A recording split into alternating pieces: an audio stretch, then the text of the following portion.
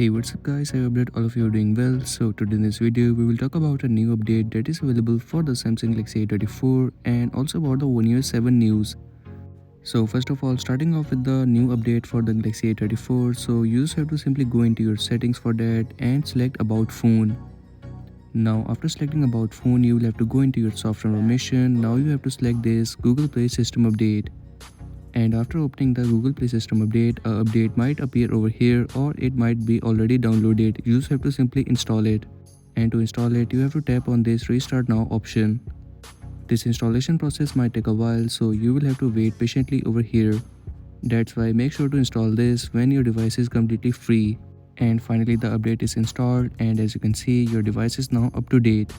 By the way, it is really sad to see that Google Play System update is still running on the 1st November 2024. I hope that we will get to see the new update soon. Now if we talk about the One UI 7 update, so from the same mobile we have a tentative device list, and in which the A34 is included in the One UI 7 update device list. So it is really good to see that the One UI 7 will be available on the Samsung Galaxy A34. While if we talk about the One UI 7 beta, so the One UI 7 beta 3 is already out.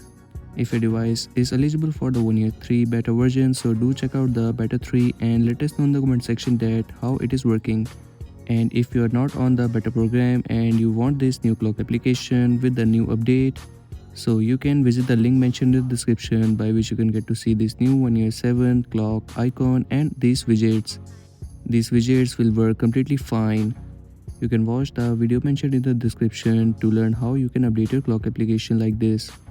And that's a wrap for today's video. This was the new update that was available for the Samsung Galaxy A34 that you guys might be missing out. And if you are new on this channel, so make sure to like and subscribe, as I will keep you updated with the new updates.